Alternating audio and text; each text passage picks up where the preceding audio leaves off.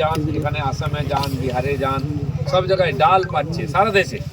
পশ্চিমবাংলাকেও টাকা দিয়েছেন, কিন্তু জ্যোতিপ্রিয় মল্লিক খাদ্যমন্ত্রী ছিল, ডালের পয়সা নিয়ে নিচ্ছে, ডাল কাউকে দেয় নাই 4 বছর ধরে, কত হাজার কোটি টাকা। সে এখন কোথায় আছে? জেলের ভাত খাচ্ছে। তা আমাদের যে ডাল খাবে সে জেলের ভাত খাবে, আমাদের যে চাল খাবে সে জেলের ভাত খাবে।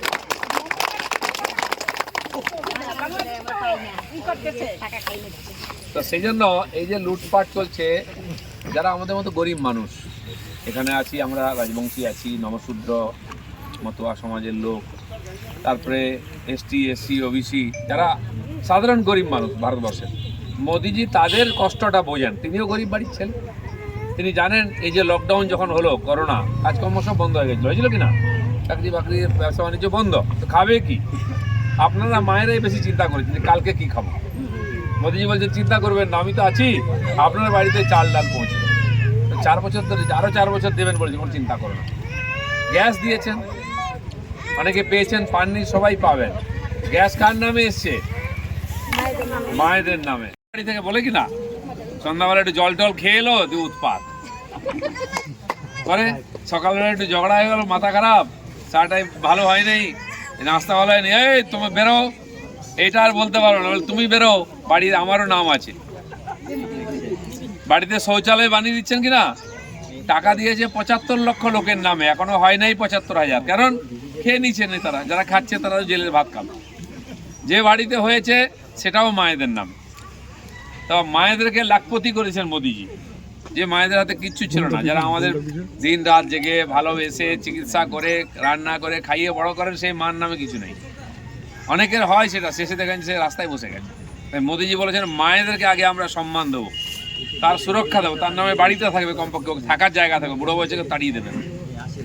সকালে উঠে একটু চা খাবো, কোথায় কাঠ কুট খুঁজতে যাবো, গ্যাস জ্বালিয়ে চা রান্না হবে, গরম জল হবে, রান্না হবে। আজ করছেন আপনারা, এটা মোদিজি করেছেন। দিদি নাম ভাঙিয়ে দিচ্ছে, দিদি দিদি বলে, দিদি কিছুই করেনি, ওই মালটা খেয়ে নিচ্ছে, রেশন পর্যন্ত খেয়ে নিচ্ছে। তো মোদিজি প্রধানমন্ত্রী হয়েছেন বলে এটা হয়েছে। আজকে আমি উত্তর বাংলায় অনেক বছর ধরে আসি, রাস্তাঘাটই ছিল না। আপনারাও যখন দেখেছেন, ছোটোবেলা থেকে বিয়ে হয়ে এসেছেন, সে ভাঙা রাস্তা, গাড়ি নাই। আজ আমি দিল্লিতে গেলাম, বাগডোগরা 3 দিন আগে নামলাম, সোজা আলিপুর চলে গেলাম 3 ঘন্টার মধ্যে। এত সুন্দর রাস্তাঘাট হয়ে গেছে, এখানে গ্রামের ভিতরেও রাস্তা হয়ে গেছে। এটা মোদিজি টাকা দিচ্ছে। তো সেই মোদিজি প্রধানমন্ত্রী হয়েছেন বলে আজকে গরিব মানুষের সেবা হচ্ছে, ছেলেমেয়েরা যাতে পড়াশোনা করতে পারে সেই জন্য আমি engineering college, medical college, nursing college, law college জায়গায় জায়গায় তৈরি হচ্ছে। আমাদের এখানে জলপাইগুড়িতে মেডিকেল কলেজ হলো, এখানে মেডিকেল কলেজ হলো, এখানে এমস হওয়ার কথা ছিল জলপাইগুড়িতে, সে চলে গেছে কল্যাণীতে। উত্তর বাংলার মানুষ কোথায় যাবে? গরিব মানুষ ওখানে যাবে চিকিৎসা করাতে, তার জমি বাড়ি বিক্রি হয়ে যাবে। এখানে হাইকোর্ট হচ্ছে জলপাইগুড়িতে, আমি দেখালাম বিশাল বিল্ডিং, সুন্দর দেখতে।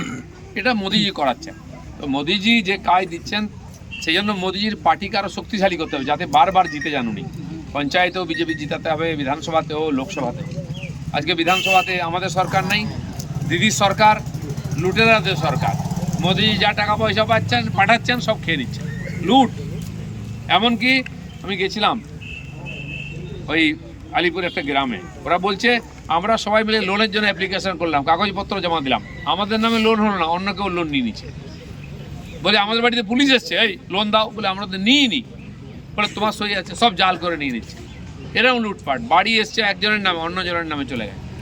ওদের নেতার নামে পাকা বাড়ি আছে, আর গোয়াল ঘর করে নিচ্ছে, পাকা বাড়ি 3 তলা করে নিচ্ছে। গরিব মানুষ যেরকম সেরকম আছে, তাও মোদিজি টাকা পয়সা পাঠাচ্ছে। মঠ মন্দির ভেঙে দিচ্ছে, মায়েদের উপর অত্যাচার করছে, হিন্দুদের বাড়ি লুট করে নিচ্ছে, জ্বালিয়ে দিচ্ছে, মারছে, সাধুকে ধরে নিয়ে ছেলে ঢুকিয়ে দিয়েছে।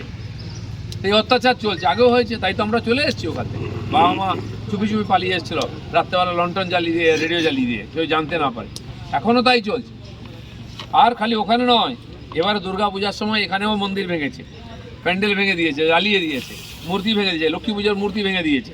তো ওপার বাংলায়ও তাই, এপার বাংলায়ও তাই, কারণ দিদি আছে তো সেই চলবে। ওখানকার দিদি এখানকার দিদি সব বরাবর, হিন্দুদের কেউ দেখবে না। তো নরেন্দ্র মোদী আছেন, যে রাম মন্দির বানিয়েছে,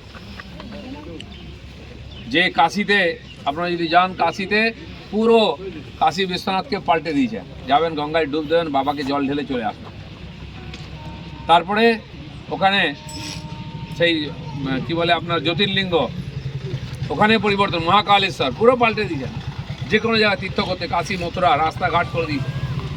এখান থেকে রোডে গাড়ি নিয়ে চলে যান, এখান থেকে ট্রেনে বসে সোজা কাশী চলে যান, বৃন্দাবন। এটা মোদিজি করেছেন। তো মোদিজি থাকলে তবে গিয়ে দেশ আর আমার হিন্দু ধর্ম রক্ষা হবে। সেটা আমরা চাইছি, যারা আমাদেরকে ভোট দেন, ভালোবাসেন, সবাইকে পার্টিতে যুক্ত করতে।